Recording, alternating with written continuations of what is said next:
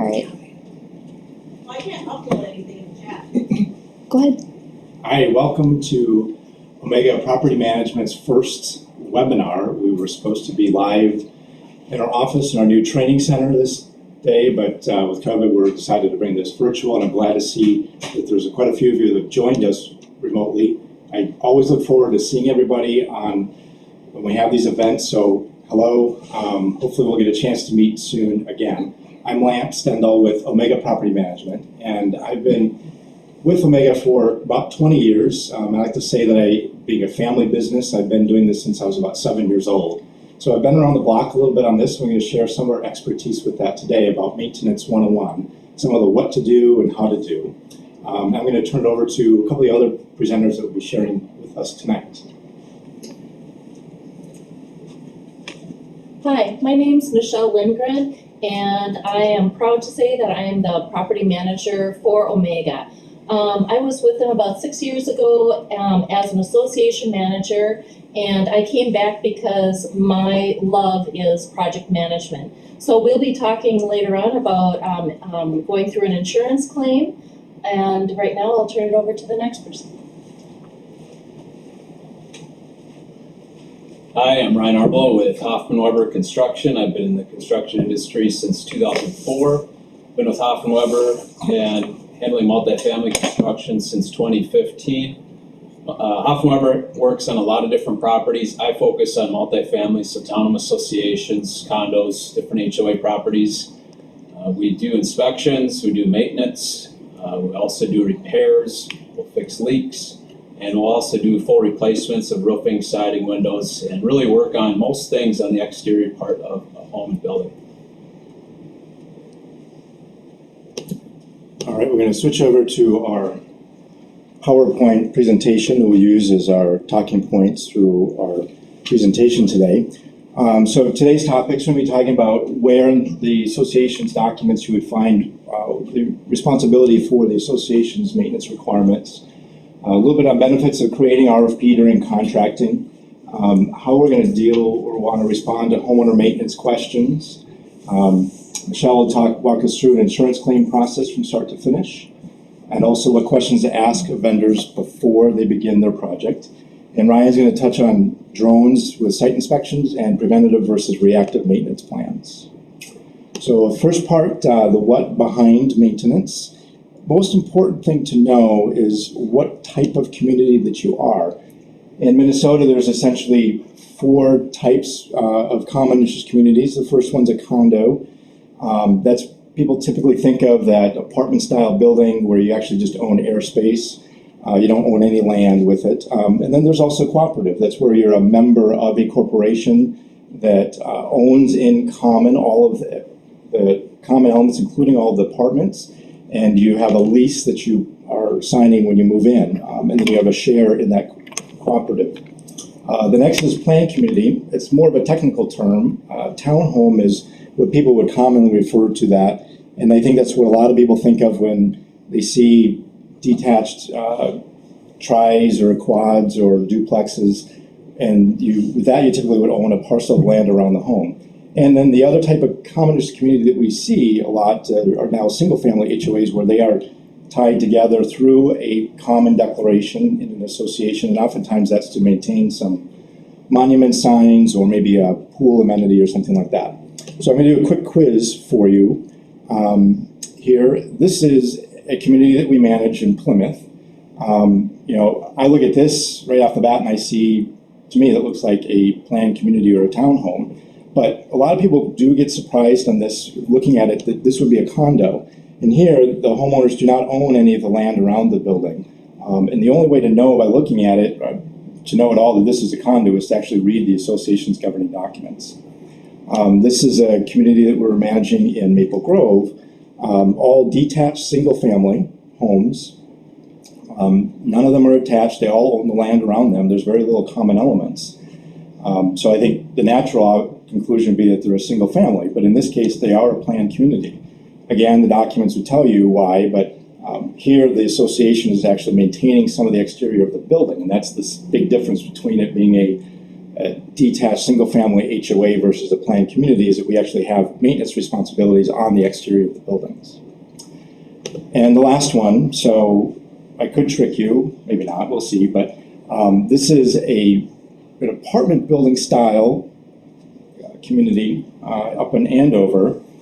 And in there, this one looks very much like a condo, so you would think walks like a duck, looks like a duck, that it's going to be a duck. But in this case, you'd be wrong again. They actually created this as a planned community.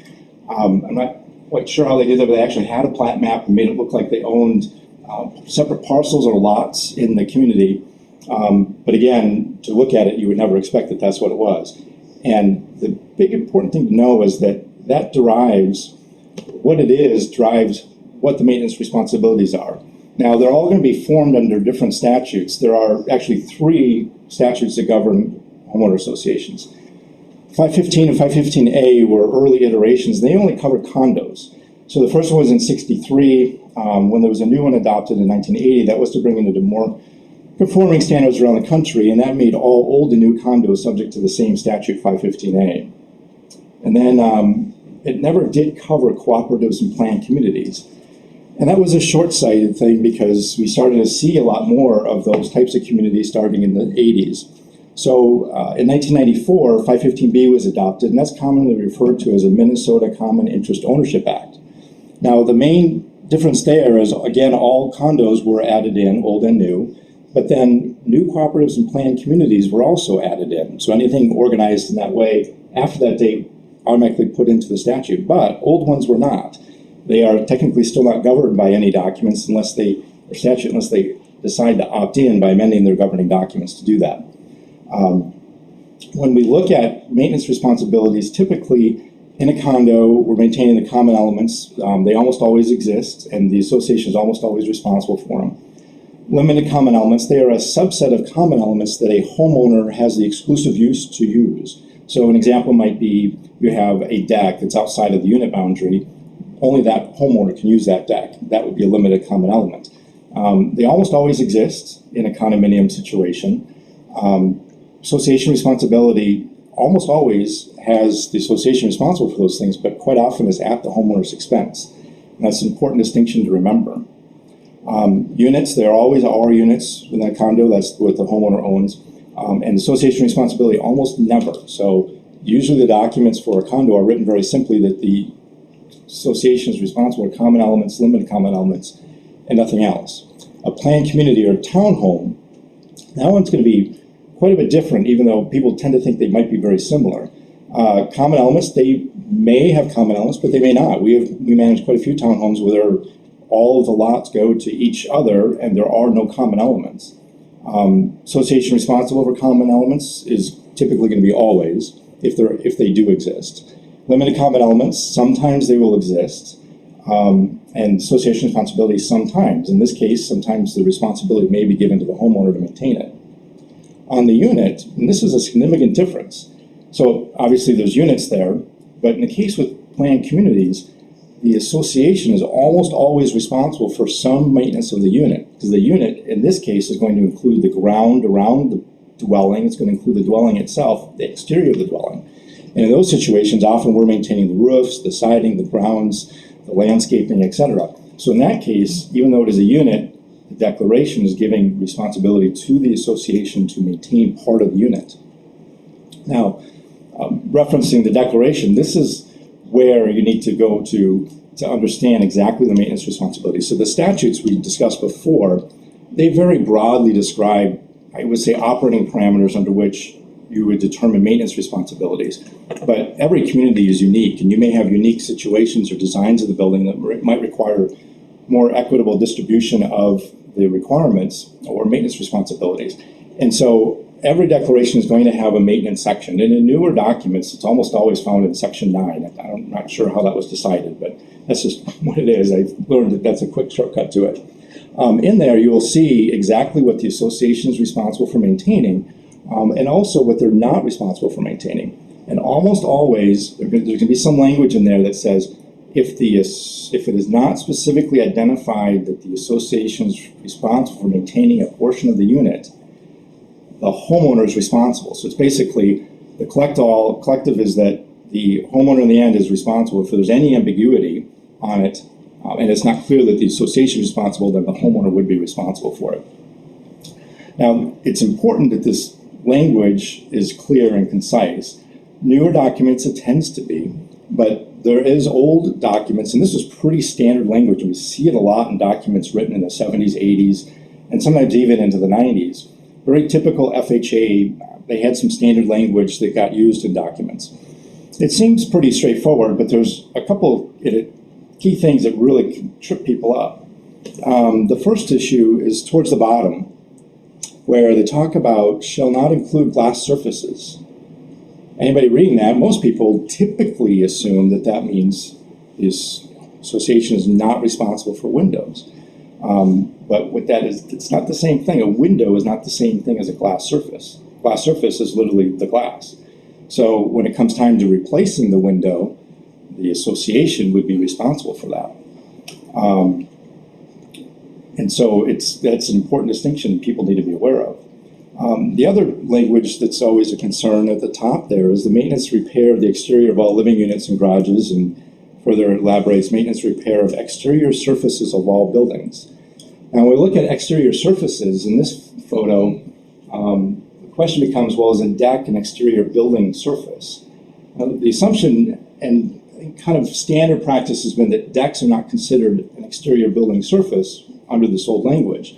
But in this case, the deck is over a garage. So the deck is really the roof of the garage. And so is this maybe actually a building exterior surface that the association should be responsible for? And that's where you can see where this kind of language can be ambiguous, and then it can create problems. And we've managed communities where they've had pretty significant or expensive arguments about whether something is covered or not. And you get into attorneys, and attorneys could very easily argue this one both ways.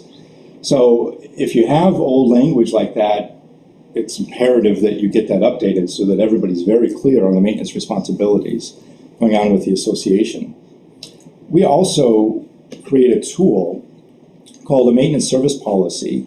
And this is something that we create for all of our clients. And it goes beyond what a lot of other management companies will create. They'll create like a matrix, and it's just got some check marks on this or that, we take care of it. We actually will get into detail about each specific item, and we won't just simply say the siding. We'll talk about aspects of the siding, and very clear, and we break it out into 3 areas that it's clear, and we provide extensive detail in each one that explains, if it's association responsibility at a common expense, if it's our responsibility about a homeowner expense, and then what's the homeowner's responsibility. As you can see with a lot of these, even though maybe we have some responsibility for maintaining it, the homeowner has some aspect of maintenance responsibility as well. So this document becomes a really important tool, first of all, for educating homeowners so they're aware, and they don't have to keep going back to the declaration to figure out, is this covered or not, and then they're trying to decipher ambiguous language or legalese in the documents. But also internally for us, it becomes a very effective tool because it becomes easier to explain to homeowners how we're handling things, and then also it allows our customer service people who, they're not professional property managers that can read declarations, interpret them. They're able to rely on this document as well as a good tool or resource. So we find this a very valuable tool for managing a community. So now, we talk about, now that you've got the what, we'll talk a little bit about the how. So for us, it's all about planning and making sure we get the timing of things right. And an effective tool that we use is an annual planning calendar. So what we do with these is we identify through our budgeting process projects that we're going to want to do in the next year. And then I spell out exactly how many dollars were allocated and what those projects were. Then we also pull out the reserve study. Now, my experience, most management companies, the reserve study gets done and it gets put on the shelf. Nobody looks at it again until 3 or 5 years later when they decide to update it. For us, every year we're looking at that to see what projects were identified that we haven't done yet, what projects are scheduled for this year, and then we also use it as a tool to look out the next 2 to 3 years to see, well, what was on the horizon? And then we review each of those items. We look at the property and see, does this need to be done this year? and then identify that for the board, our opinion on the status of that. Some projects you need to do early, some can wait, and may as well save the money and do it later. But then we take all that information that we've identified and we lay it out into a calendar based on the board meeting schedule. Because if you are planning on doing asphalt replacement project in July, well, the board needs to have that bid in by May to make a decision on it, which means that by April, we need to be soliciting bids, and then by March, we need to have a scope of work identified. And so by planning all that work out, we make sure that we hit deadlines and we meet our objectives for the year. We always say it's just you plan the work and then you work the plan. It also is a great accountability tool for the board. They can understand that, hey, it's March and we haven't seen a scope of work yet or haven't had a conversation about this yet. And they can use that to hold the manager accountable to make sure the manager is doing what they say they're going to be doing. And then I've also provided an exterior maintenance checklist and interior maintenance checklist. And this could be a tool that you could use to, as you're doing a property visit or a spring inspection, fall inspection, to see, these are the kinds of common things you might want to look for around the property. And we'll make this available for download. I'm not going to go into the detail, but it's a pretty detailed document that provides a lot of information on things that you might want to look for. And just use that as something to jog your memory on how to look for things. Now, when we're going out and getting quotes for work to be done, there's really two approaches that we can take. The first one is that we actually do a formal bid process. And the other is that we just simply do a request for proposal. A lot of times RFP becomes synonymous with getting bids, and people say, well, we got bids for that. And they really didn't. And there's a couple of differences, and this makes it a pretty significant difference between them when you look at the end results. On an RFP, we're effectively saying, well, this is what we think we want to do. The scope of work may or may not be clearly defined, but we're going to the contractor and saying, you tell us how you're going to do it and give us a price for how you're going to do it. Whereas when we're going through a formal bidding process, we're actually preparing specifications. They're clearly spelling out the scope of work, but then we're also telling them how they're going to do the work. We're being very clear, mandating they all use the exact same product, they follow the same procedures. So if we have a painting specification, we're detailing how they're going to power wash and they're going to sand things, etc. We're not leaving that up to them to decide. And so in the end, what you get between the two of them with an RFP, there could be a lot of differences between a response from one contractor versus another, depending on how they approach the work. Maybe this guy takes some shortcuts and this contractor over here is giving you the Cadillac and it's going to be a great job, but you don't know that because you look at the two numbers and the one is 30% more and you think he's ripping you off. But it may not be true. But with the invitation for bid or doing a formal bid process, there we're able to see, because we told them exactly how it's supposed to be done. We should be able to compare apples to apples, look at one and look at the other, and now we can compare our price. Now, experienced managers will know that there's going to be a difference in how they execute that work. And we would provide some context as well, because it may be worthwhile to spend an extra 10% or 15% because we know the project is going to get done. And Michelle has horror stories about that, I'm sure. So I just provide a sample of what a difference might look like when we're sending something out. Invitation for bid, we're referring to specific documents that they're going to have to review and reply back on. Request for proposal, we're giving them some rough details on the project and allowing them to respond on their own bid response form. And then a brief sample bid specification. So this happens to be for a painting project. And again, looking at, we're getting very specific about materials they're going to use, how they're preparing the surfaces for that, and their general workmanship. Again, you would not use that level of detail when you're just simply going out for a request for proposal. So, responding to homeowner requests, and this is sometimes the most difficult part of our job, while we want to say yes to everybody, and we'll get it taken care of right away, it's really important to review to make sure that it's actually appropriate to respond and how to respond. Sometimes seasonality makes a difference. We don't want to be replacing a shrub in October. Also, is it in the budget? We prepare detailed line item budgets, so we're very clear on what we're gonna spend our money on and how we're gonna spend it. And sometimes some things just can't be done because there's no budget for it. Also, if we're gonna be doing a project that's part of a reserve expenditure, capital improvement project, I don't wanna be replacing a section of this concrete sidewalk this year when we're gonna be replacing all the sidewalks next year. In that case, you have to tell somebody, no, we're gonna do this later, it's gonna be taken care of at that point. And sometimes too, we have projects that come up, they seem like, well, this is a one-off, maybe you just repair it, but then we start to see, well, this issue's coming up elsewhere. Or maybe we have experience with that, where we're starting to see something, a newer community, you might get into year 10 or year 15 of the life of the community, and you start to see problems that you weren't seeing before. And sometimes it can be important to accumulate those and do them all at once, because if you came in and did one driveway, it would be really expensive, but if you come in and do 50 driveways, it's gonna be a heck of a lot cheaper. So it may be prudent to sometimes defer some things to allow you to be able to batch the work to be done. And also, it's important to consider responsibility. Now, this is an example with the driveway vent cleaning where a lot of times that's not included in the association's maintenance responsibility.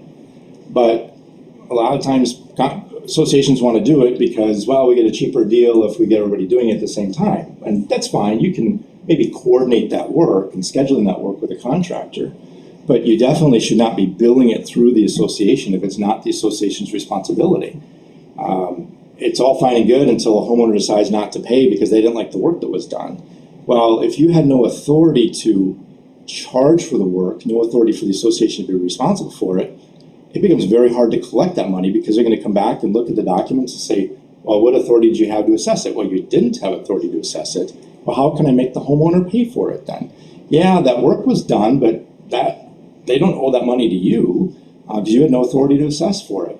So potentially the association could be stuck.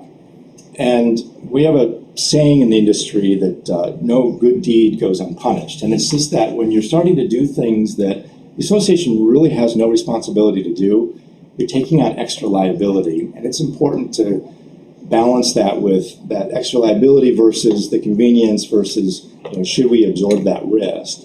And important to make sure that you're very clear on that and that you're only going as far as your declaration allows you to go.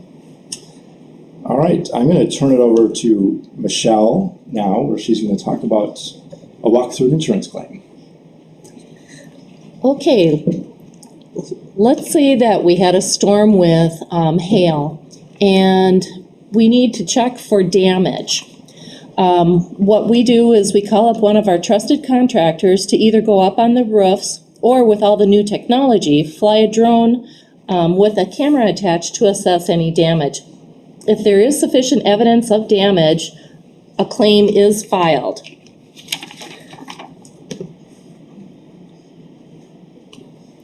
So, and then the next step is to create a scope of work. With insurance claims, usually the claims actually specify what is to be replaced. We do engage the services of an engineer to assure that all components are in the award and also in the contract created for the contractor. Communication plan. We sit down with the board and find out what they need. If they want communication once or twice a week, homeowners usually have an update once a week. And then there's also communication with the contractor. For the contractor, that again is chosen by the board, we have staging meetings prior to the start of work to determine where they will start, when, what direction they're going, get us color-coded maps that we can provide to the homeowners too. Are they going to post notices, signage, and things such as where to put porta potties and all their equipment. A lot of companies now have blogs or websites. And when we sit down and when we meet with a contractor on all this stuff, our expectations are established. So meeting with the contractors. With insurance claims, contractors don't submit bids. The board interviews several contractors separately and then choose one which they feel is the best qualified. When the work begins, we're ready. a company is only as good as their on-site crews, and we are our clients' boots on the ground to make sure the project work is done correctly, the crews are respectful, and if there is any problem, we deal with it right away. With our inspectors, we get progress reports each week that we also share with the boards if they want. And in conclusion,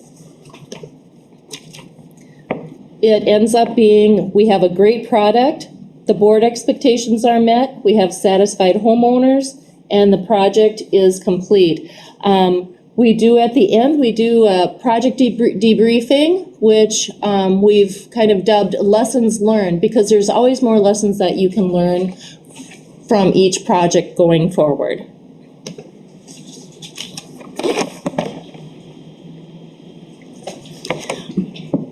What are the questions to ask your vendor before signing a contract? Have you been vibed?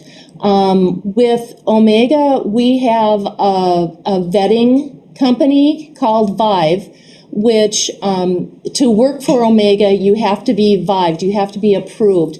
And Vive makes sure that everyone's, all the contractors' insurance is up to date and has the right amounts on it. They make sure that all their licenses are up to date, and if anything drops off, like the insurance gets canceled or something, we're immediately notified and that vendor is taken out of the approval list. Another question to ask is, have you ever worked with an HOA before? Working with HOAs is completely different than working with a single homeowner. We have boards that many times the information has to go to the board and they have to approve it before we can allow a contractor to work. And then also, is the scope of work clear and complete?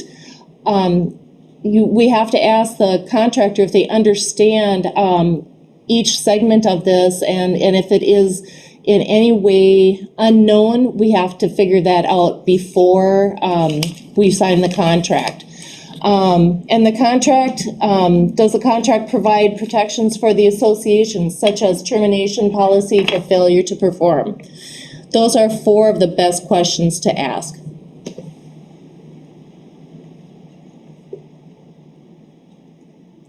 And how often should we be bidding out our contracts? The rule of thumb is, if you do not need to bid the contract if you're happy with the service and the pricing is in line with similar communities.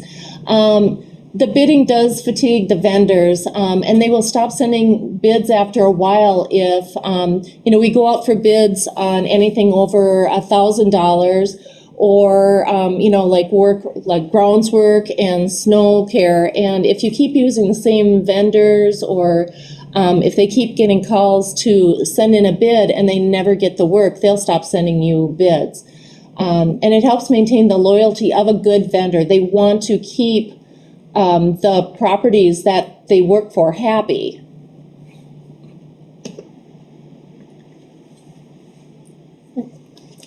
And we'll turn it over to Ryan. All right, thanks, Michelle. So we'll be talking about preventative maintenance planning. If an HOA is under MCIOA, it was required as of January 1st, 2019 to have preventative maintenance planning. And from what I understand, most HOAs in Minnesota do fall under the MCIOA as of today. So the process that you want to go through for doing a PMP, just in simple, just to lay it out simply here, is first of all, you want to create a plan. Every HOA property is different. We've worked at so many of them, and there's a lot of differences that we deal with on HOAs. So it's important that we customize the plan, that we create a certain plan for that particular property, as well as what's important to that HOA, what's important to those board members and that community manager. A lot of plans in life are created and they're not implemented or implemented properly, so follow that plan. That's number 2. Create the plan and follow that plan. If it needs to be adjusted, adjust it and continue to follow the plan. Number 3, review and act on a recommendation. So when we're doing a PMP inspection, we're gonna inspect the entire property, and when we're done, we're gonna create a report that will show that we've inspected it. It'll cover your Kiowa requirements, but also, more importantly, it'll educate the board, it'll educate the community manager on what the condition of the property is in today. So when we're inspecting, we're actually going to, often we'll do some simple fixes. While we're up on a roof, while we're walking around a house, walking around the building, we're looking, but it's easy enough for us to do some simple repairs. So we'll bring some silicone or some caulking, some tools with us that maybe will make a quick, easy fix. So, but also there's other fixes that might just take more time, might take more energy, may take more money, so might have to provide a proposal. But we'll put that into our report as well. We'll state that here's some things we came across, here's what we fixed, here's what we recommend that you do with these items. And then you gotta act upon those recommendations. That's an important part of number 3. And then finally, document the work. So if an item was recommended to do, it's your due diligence to fix that item, to take care of it, to make sure that HOA, that those homeowners are not going to have issues based on what that expert found when they were inspecting. And then when that work is done, you document it. You have a photo taken beforehand, you have a photo taken afterwards, and you put it into a file showing that we did this. This was on our preventive maintenance plan, recommended that we have to get this done, and we took care of this work. And you can store that away, and you can put it in your PMP file year after year, and you can always refer back to it. That's something that really can help you, community manager as well as a board member. They can always refer back to these reference points that will, if any homeowner complains or has a concern, you can say, let me go back to our PMP file. Let's see if we took care of that. Ryan, I want to interrupt you too. It's a really good point that you make about that, because I'm a public adjuster, and I've seen instances where we've had a claim we want to make on insurance for hail damage, for example, and they're looking for some sort of documentary evidence that, what the condition was like before, and taking those pictures before and after can show, well, we had damage, we took care of it. And clearly that this damage didn't exist before. Mm-hmm. And so now it's clearly new damage, so this was related to that hailstorm and not pre-existing conditions. Yeah, great point. I mean, our phones on them today, mine has ability to geotag and date stamp photos that I take. So when I'm out inspecting, I have proof of the date I took the photo as well as where I took it. It'll show exactly where I was at, so it proves that I was on that building. Mm-hmm. So documentation is huge for a lot of reasons, and specifically what you just stated. Yes, good point. Annual planning, being proactive versus reactive. A lot of times when we're going out to take care of a leak, take care of some sort of urgent repair, you find out that there's not really a preventive maintenance plan in place at that HOA. They just kind of react to issues. And it can be very frustrating and time consuming for board members, for community managers to get these emails, to get these phone calls, trying to fix this leak, this issue that could have been resolved if people were maintaining, people were being observant, and taking care of these items as the years go on. I got a little example here in our lives. We deal with our vehicles a lot, and obviously our bodies. It's important that we maintain them very well. If we don't do oil changes, if we don't bring our vehicles into the mechanic, have them check them out, top off all the fluids, replace any filters that need it, replace any belts that need it, we can get stuck on the side of the road. It can be a huge inconvenience to us. We can miss out on really important things. We have to get towed. Once we get to the mechanic, it can be a very expensive fix. All these things could be avoided if we maintain our vehicles properly. And then you think about our bodies, and more specifically, let's go with your teeth. If you think of going to the dentist, which we all, I'm sure, love to do, right? Sorry if there's any dentists listening, but yeah, most of us typically don't enjoy going there. But it's so crucial that we go and maintain our teeth, maintain our bodies. If we go there twice a year and we have them professionally cleaned, and the dentists notice anything that's kind of coming up and they can take care of it before it actually becomes an issue, your teeth can be in good shape every time that you go there.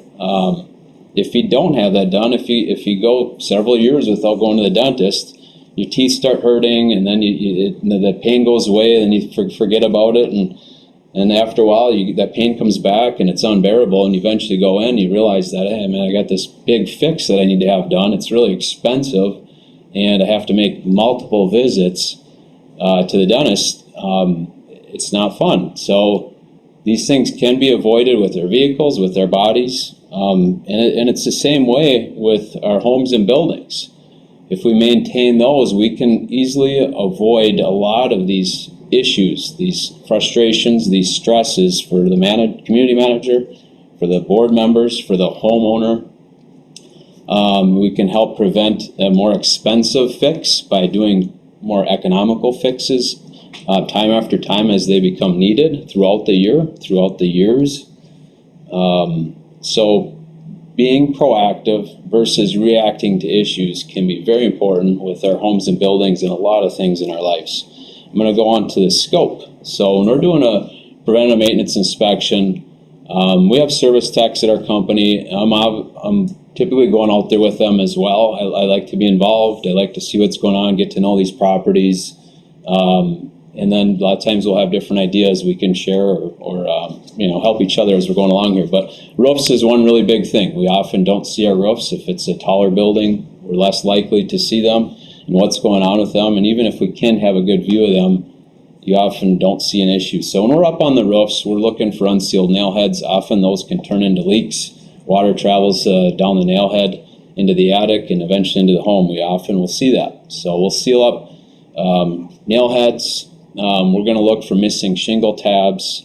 Maybe we'll come across a loose shingle that we can do a quick repair to, seal it down. Often we'll see ice dam removal that was done by metal tools, which it shouldn't be. We come across that often. So if you do have ice dam removal done, please vet your contractor, find out if they know what they're doing, what tools they're going to be using, and if they do damage your roof, that they're going to fix that, because we come across it a lot. We will find different, like flashing is really important on any part of the house. Flashing, either missing or not done right, or just failing. Materials wear out. So flashing is one thing we'll look for. There's a lot of points. Step flashing, dormer flashing, I won't get into those details, but all those are really crucial to keeping water out. Siding, we'll walk around the building. A lot of times we'll have a better view of siding, especially if it's multiple level. When we're up on the roof, we can see a lot of points in the siding, so we'll actually do siding inspections when we're up on the roof. But we'll look for missing siding, obviously, if it's loose, if we can snap it back in place while we're there. If it's cracked or has holes in it, we'll point that out, take pictures. And then a lot of times just penetrations, like air conditioning unit will have an AC line going through. There's a lot of different utility lines that have to go through our siding, and we'll get those sealed up as well. Either they get missed or it just wears out over time. We get expansion and contraction from season to season, and sun can deteriorate these things. So we'll get those sealed up. Windows, a lot of times they're missing flashing, so we'll make sure that's in there, that's installed properly. Gutters, we'll look if they got gutter guards and if they're still working, if the gutters are installed right, if the slope is right. Decks and balconies, those rot out after a while. Sometimes there's some structural issues. Brick and stone, if it's cracked, if there's chimney caps and they're in good condition. Driveways and sidewalks, if they're sunk, if they're potentially going to cause some harm to the property by being sunk and creating more erosion, or maybe a safety or trip hazard on a sidewalk that dropped down. So those are some things that we cover, but like I said, every property is different. There's multiple other things that I didn't list that we'll often look at. Drone inspections is a really big thing that we are doing now. And some of the benefits, there's a lot of different benefits, but some of them that we really come across is the speed of it. It's a lot quicker for us to inspect a roof with using our drone technology. There are numerous properties that insurance claim, for example, when we've inspected HOA properties, it's taken 2, 3 or more days to inspect them. If there's a lot involved, it's a large property, it can take a long time. If with a drone, we can inspect that in a day or less. Safety, just standing on a roof is usually not the safest place to be. So The more drones we use, the less we're on the roofs and the safer it is. Avoiding damage. When we walk on a roof, it can create damage. When we turn our foot, it can damage the shingles, damage the granules. Coverage. When we're up there inspecting, we can be as thorough as we can. We're not going to cover the 100% of the roof, where a drone actually will. It's going to take a photo of every square foot of the roof. So it's covering every element of the roof, so you can always trace back a year ago or less than a year ago, and you have evidence of every square footage of your roof if this is done. Artificial intelligence is amazing. It continues to get better because it's artificial intelligence. So as we use our drones, they're actually getting smarter, and we can actually physically see that, which is pretty amazing. And it's better that the smarter it gets, the better it is than our eyes.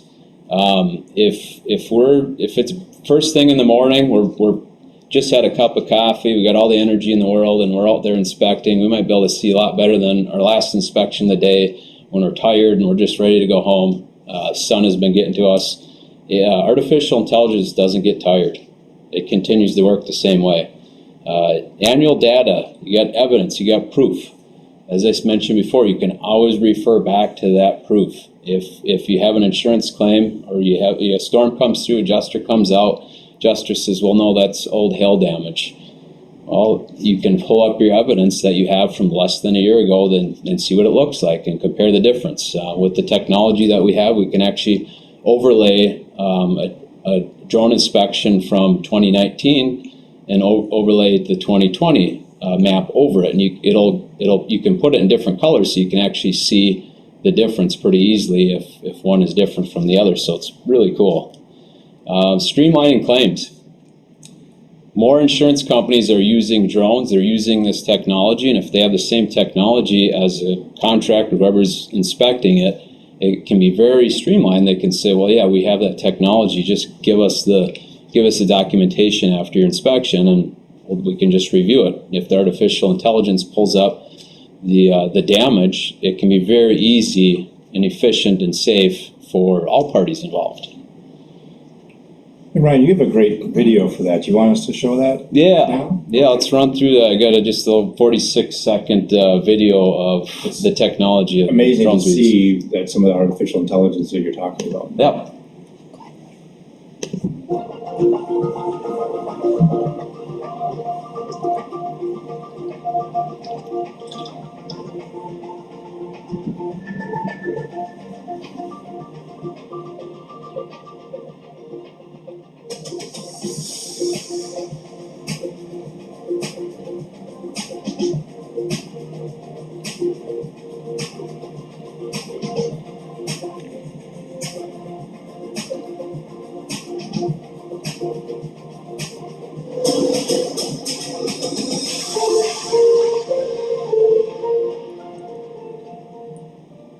So it kind of shows a little bit more of an example of some of the things that I discussed, but it's pretty amazing technology. It just continues to get better, and I'm confident that drones are going to be continued to be used more in our industry and we're going to benefit in a lot of different ways. So I think it's pretty exciting, all the new technologies that come about and how we can all benefit from them.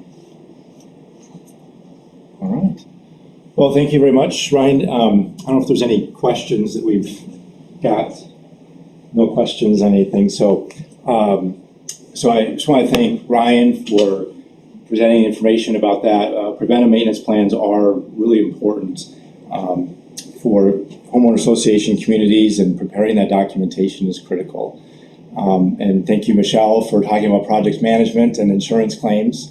I know we have several communities that we're working with that are going through that now, and Michelle has just been spectacular in leading that through that process. We get very good reviews from Michelle on how she handles that. The biggest piece that we've learned on that is just communication, and making sure we have the right contractors like Hoffman Weber that are able to follow through and get things done right the first time, or not chasing after them later on to get stuff done. And so hopefully that you've learned a few things about Maintenance 101 and the how and the why. That, associations governing documents are critical. The statutes are important to understand, but your declaration is going to be the final source. You really need to know, what type of community you are, what those maintenance responsibilities are and who's responsible for taking care of those items and paying for them in the end. So thank you for joining us. We'll be doing more of these in the future, and I hope you'll be able to attend again or